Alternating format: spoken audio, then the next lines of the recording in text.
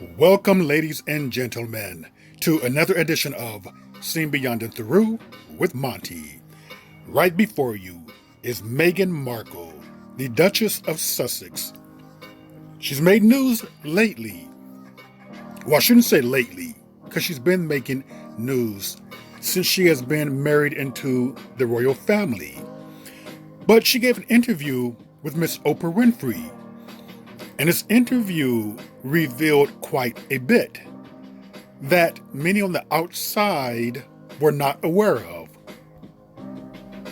She was later joined with her husband, Prince Harry, and in this bombshell of an interview, it was revealed that on their actual wedding day, they were already married 3 days before. So this particular ceremony here was a ceremony just for the public or for the world. And a bombshell was revealed that the family, the palace, or the firm, however you want to call them, had concerns about baby Archie's color, how dark he would be, or how black he would be. I'm not necessarily saying he's a black baby, but to racist people or institutions, he's not white. And that can definitely be a big problem. So with Megan, I'm going to take this in a different direction. If you're a fan of hers, you might not like this video. But my site, or my channel, is called Seen Beyond and Through. So we go just a little deeper. And it seems like that it wasn't really the fairy tale that she thought it would be. That she had contemplations of suicidal thoughts. She thought about it often, where she never had those thoughts before. I've always believed that she probably would have been better off just staying an actress. Her life probably would have been better or more happier to her, even though she was a D-list actress. It doesn't matter if you're D-list or A-list. What does matter is your happiness and how happy you are as a person. So she traded in her happiness or peace of mind, in my opinion, for status by being a social climber. And this is what she got. More than what she bargained for. She should have realized that if they gave Diana hell, that they were going to give her hell too. That she could not come there being all bossy. But I want to take you down this different road. This is Prince Philip, Harry's grandfather. And he goes, if I were reincarnated, I would be as a killer virus. Now, what made Prince Philip say this?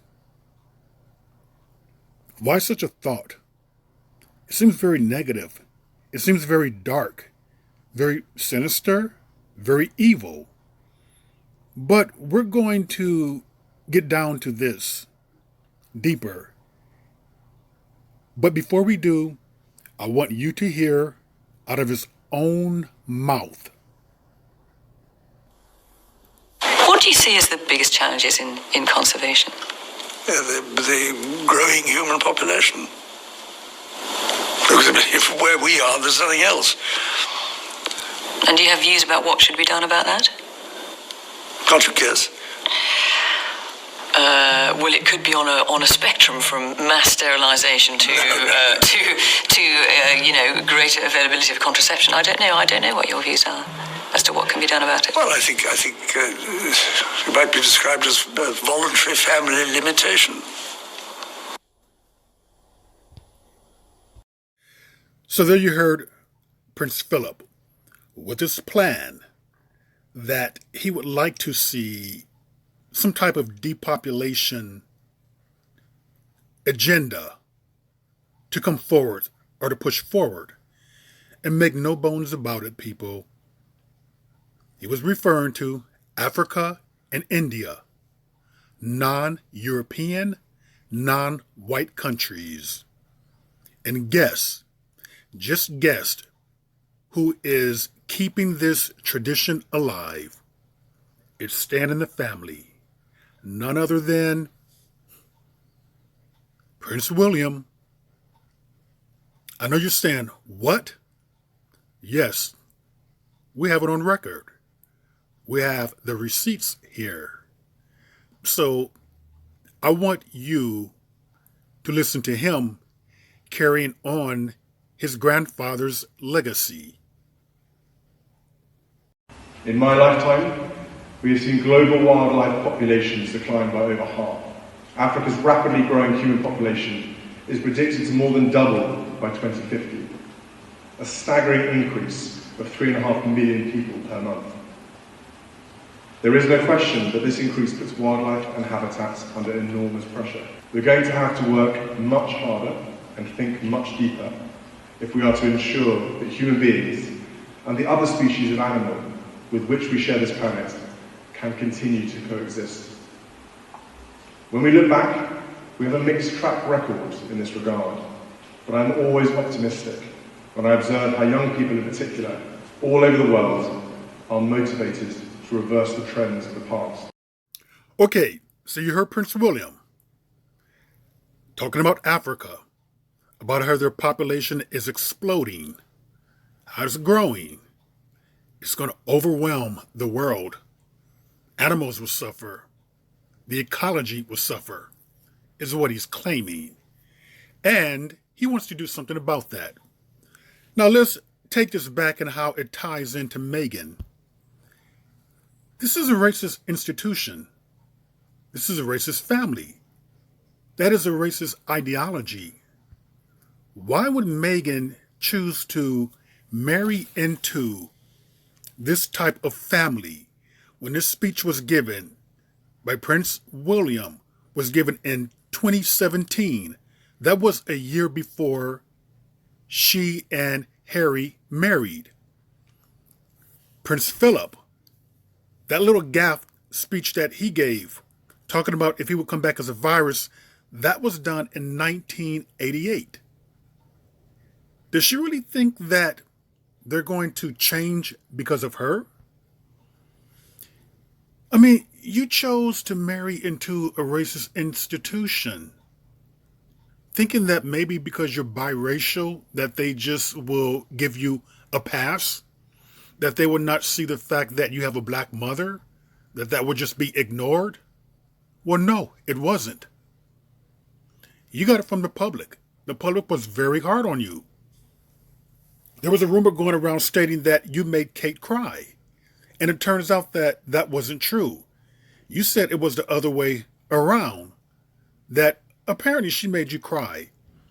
But the public or the press put out there that you made their beloved Kate cry. So that plays into the whole angry, aggressive, very assertive black woman. That particular narrative. I do not believe that the British press seen Megan as a biracial.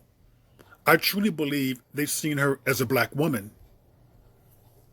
She got the treatment. I do not believe that she was really cut out for this.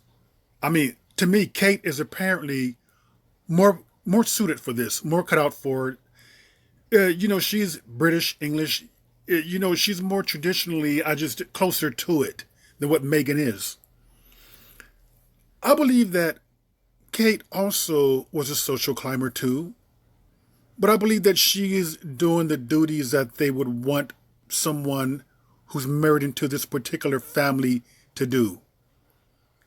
I think that Megan, being American, being so independent, and being her own person, was not willing to bend as much. And that created a huge problem. So this did not turn out the way that she thought it would be. It really didn't. But then again, do you feel sorry for someone who made a choice to marry into a racist institution, that have talks of depopulation, that have talks of eugenics, that they believe that certain individuals have a right to live, i.e. European or white people, certain individuals we should cull, so to speak. We need to interfere with their breeding, so to speak. It seems like to me that the racism didn't matter. It didn't matter until it was pointed at Megan and Archie. All of a sudden now it's a problem. Because as I stated before, Prince Philip's speech was 1988. Prince William gave that speech at the Tusk and Trust Ball in 2017. You would have thought that someone would have went in there asking questions. What do you mean about depopulation of black people since my mother is black? What exactly is your agenda? What are you planning on doing? But if someone is social climbing, I don't think they care until it's pointed at them. I don't believe she necessarily deserves this, but I do think that she played a whole role in her getting this type of treatment. No one forced her to marry into that particular family. No gun was held to her head. Through sheer selfishness and greed and social climbing, she chose that latter. And it fell pretty hard. And let me just say this about Prince Harry. He sacrificed a lot. I mean, they pretty much cut him off. His military titles were taken away. His ranks were taken away. You really have to wonder, how much pressure is this going to put on their marriage? I'm sure that he had no idea that all of this would happen. I believe that he thought that he was getting a wife who would help him with the royal duties, who would be willing to stay in the UK, do her role as a member of the royal family. But that's not what he got. And I do not believe that is what he asked for. So many times in life, we need to be careful about what we ask for. And we need to not be so calculating and trying to use people to get up to the social ladder. Because as the old saying goes, what goes up must come down. And she's taken a hard fall. Let's hope that, things can work out for the best for them. Not wishing them any evil. But I will say this. She played a big role in her undoing. She's not completely innocent. Regardless if they're a royal family or not, you have got to vet people. And remember that many a times when you marry someone, you are marrying into their family. In this case, she was unprepared and didn't realize that she was marrying into an institution. An institution that was not willing to accept her. They allowed Harry to marry her because he was so far down and so far away from the throne or the title. So in my opinion, this was an experiment that they chose to go through. Because from what I understand, he had to get permission from the Queen. And I'm sure that he had to get permission from the firm. Or Sarah Ferguson, when she did an interview with Oprah way in the 90s, she said there's a group of gray men who actually controls the monarchy. So it's not the Queen who controls the monarchy. It is these men, the gray men, who runs the show. And I'm not sure if Megan knew about that.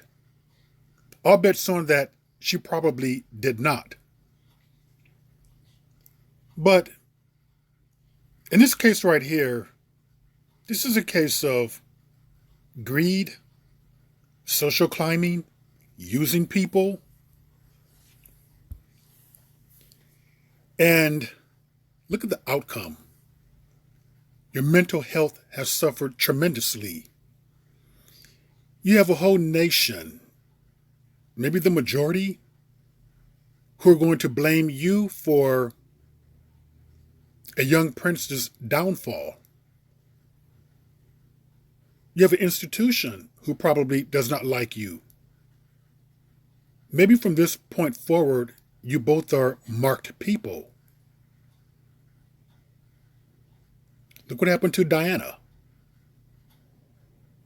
Same thing may can happen to Megan, but I doubt it. And the only reason why I doubt that is because Harry is so far away from the throne. But at the end of the day, did she really get what she wanted? Well, she got worldwide fame, notoriety, but it came with a price, a steep price that will cause her to look over her shoulders for the rest of her life. And with that, ladies and gentlemen, that was another edition of Seeing Beyond and Through with Monty, and I will see you beyond and through.